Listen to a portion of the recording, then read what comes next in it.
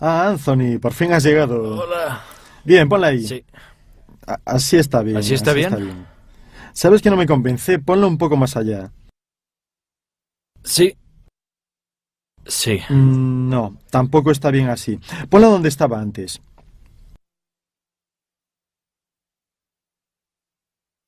No, sabes que de hecho no me convence para nada. ¿Por qué no Ven acá. la muevo yo? Bien. Ahora ponla donde quieras. Así está muy bien. Oye, ¿estás listo para emprender nuestro viaje hacia el interior de la videocámara para aprender más sobre el tema? Sí. Muy bien. ¿Tienes alguna pregunta para empezar?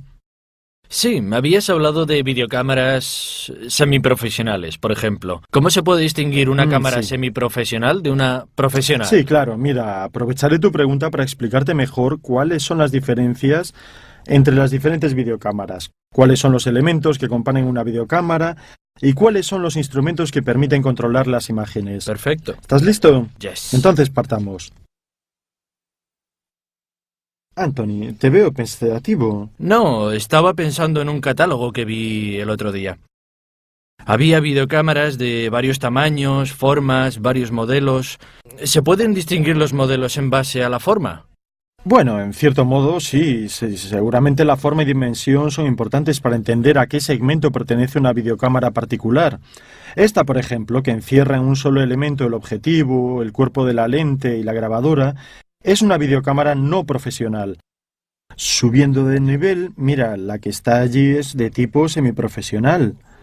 Es de dimensiones mayores, el cuerpo de la cámara y la grabadora son un elemento único, mientras que el objetivo está separado y, como ves, hay muchos mandos más accesibles respecto a los de esta videocámara. También tiene la posibilidad de conectar cables y de efectuar en manual muchas operaciones que en esta videocámara solo son posibles en automático.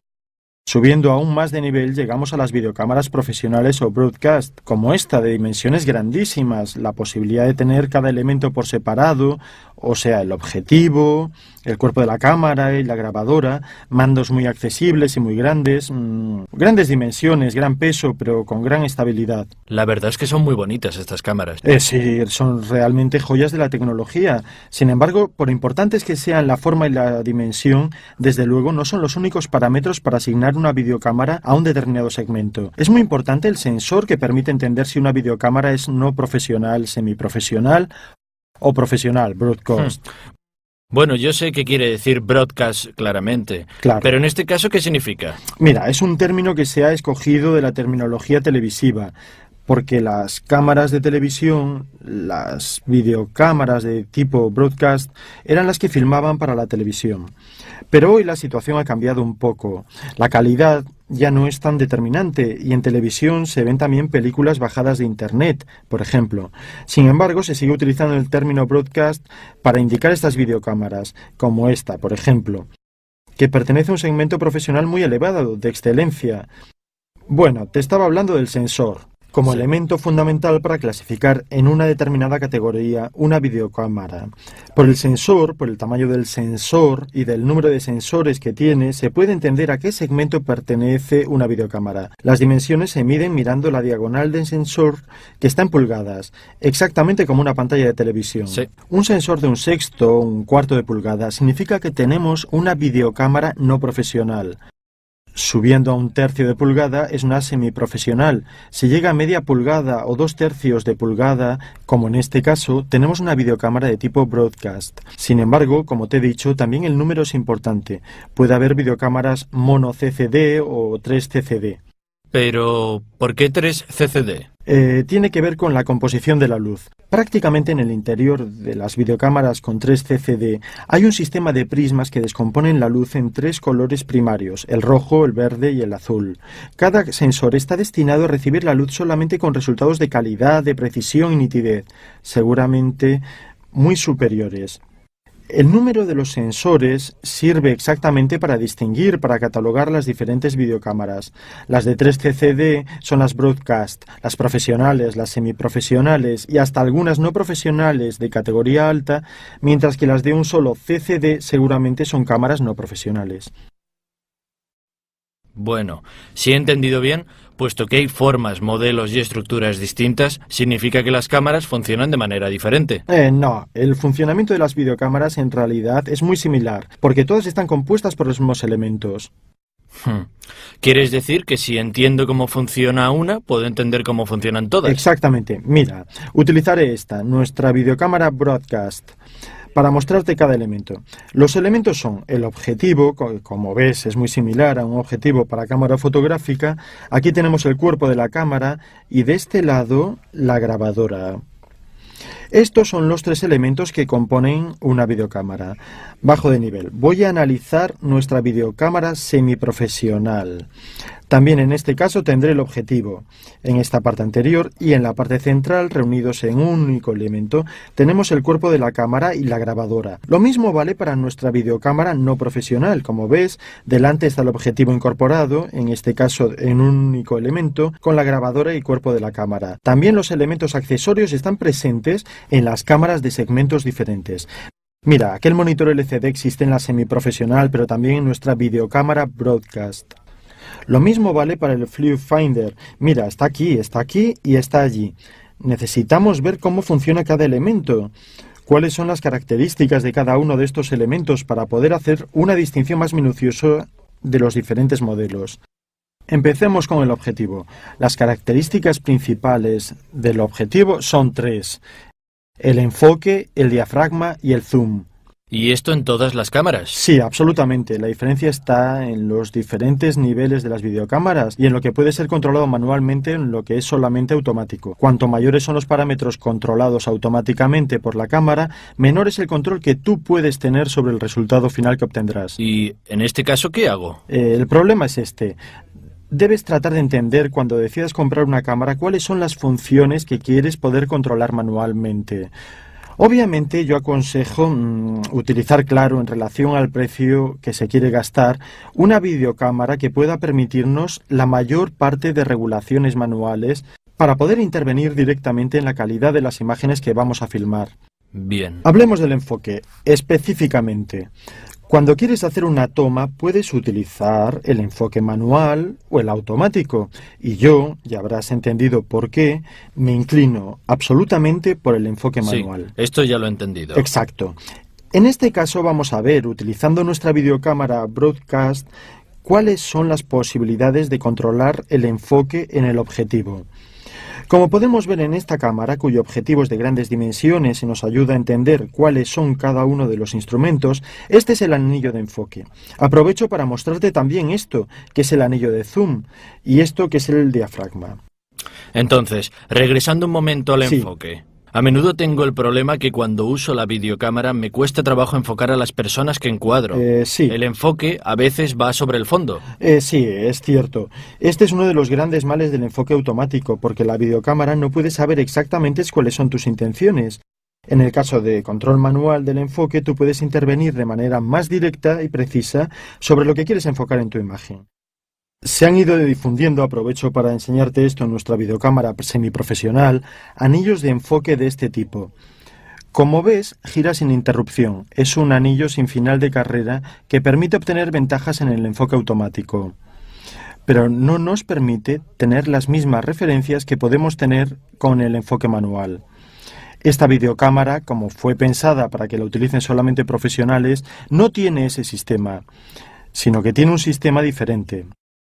Como ves, hay un inicio y un final de carrera, porque es importante tener una referencia exacta, lo cual no es posible en el caso de la rosca sin final de carrera que sigue girando.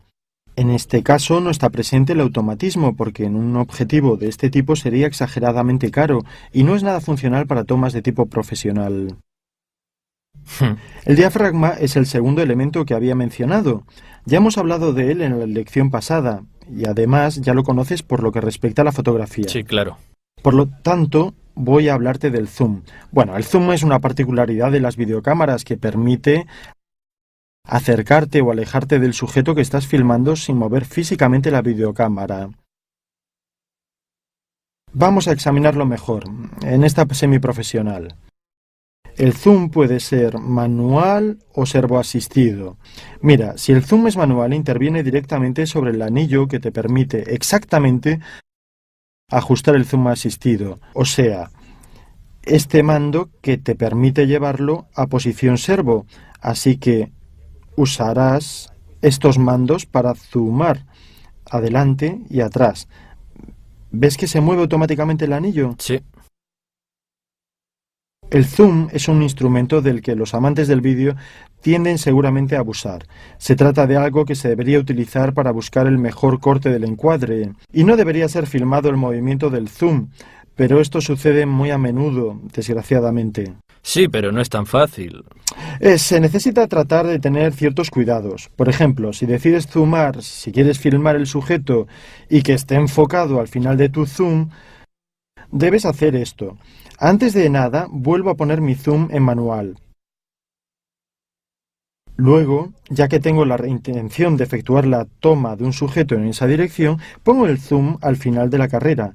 Enfoco, obviamente controlando mi viewfinder, y después regreso el zoom atrás, sabiendo que cuando haré el zoom al empezar a grabar, al llegar al final de la carrera tendré ya regulado el enfoque y por lo tanto mi encuadre, mi sujeto estarán seguramente enfocados. Pero qué buen consejo. Sí, además te aconsejo, si quieres ver un zoom aplicado con fines artísticos, que veas alguna película del director Lucas Moodysson, que seguramente es un maestro de este género. Sí, pero Lucas no es... No, mejor no lo digo. No, déjalo así.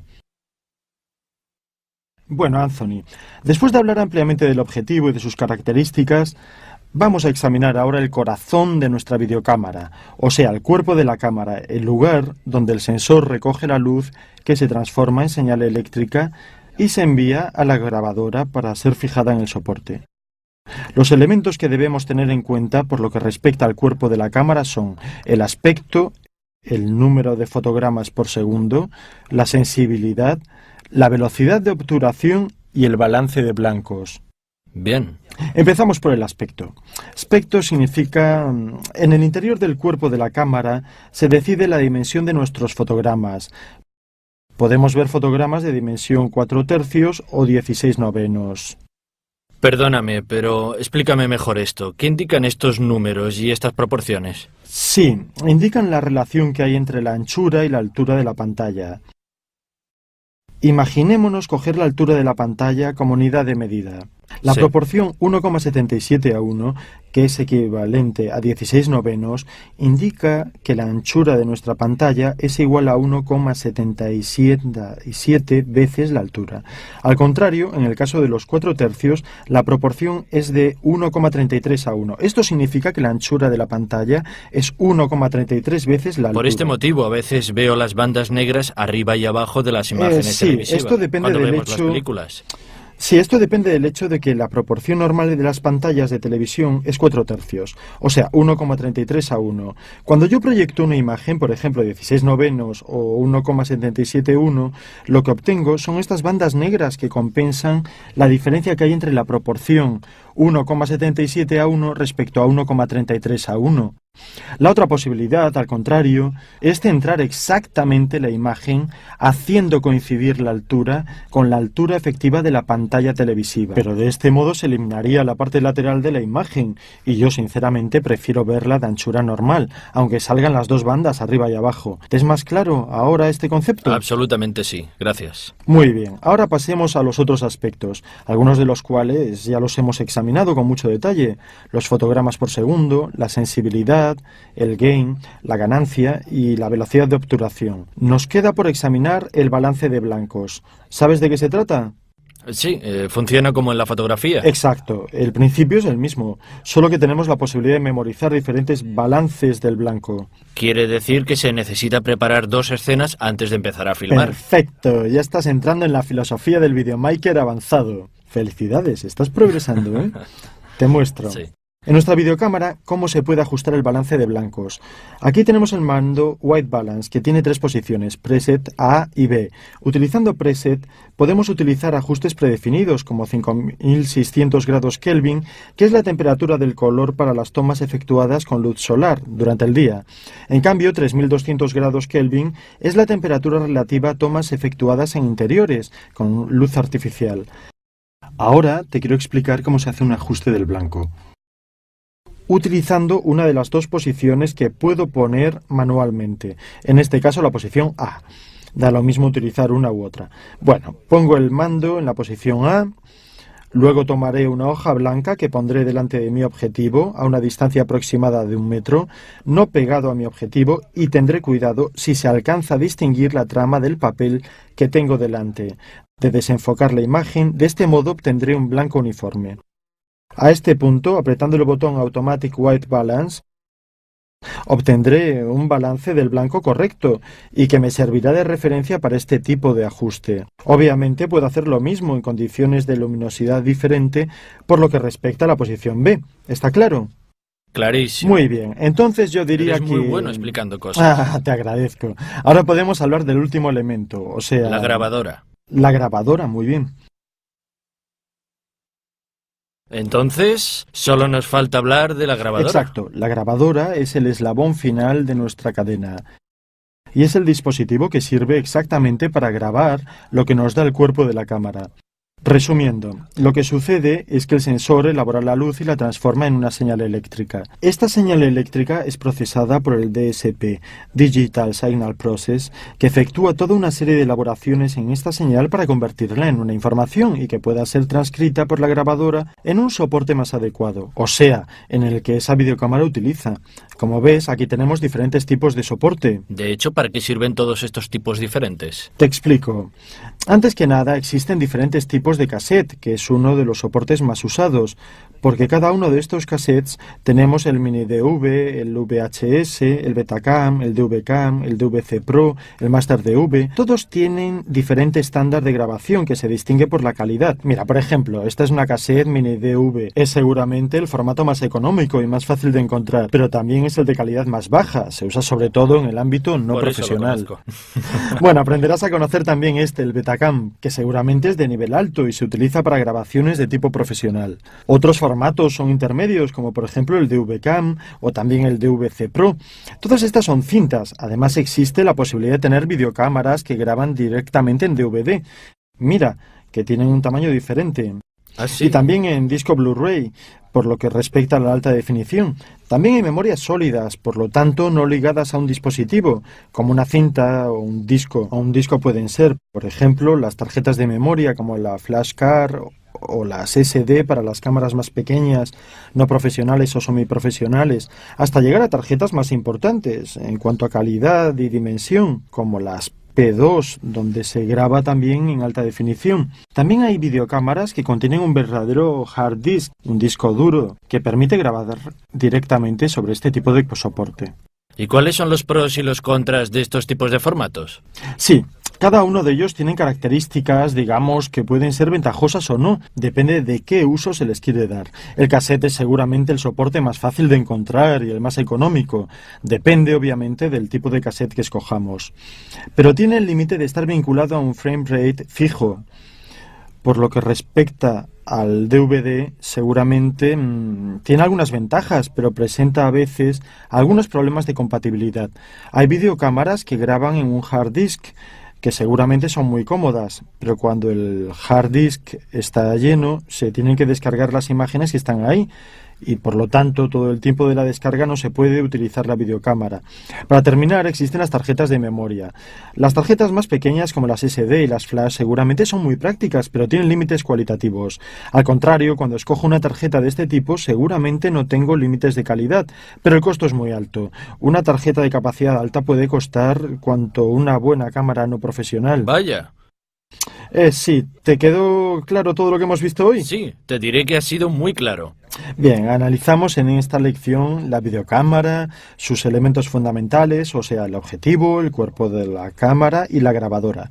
En cuanto al objetivo, hablamos del enfoque, del diafragma y del zoom.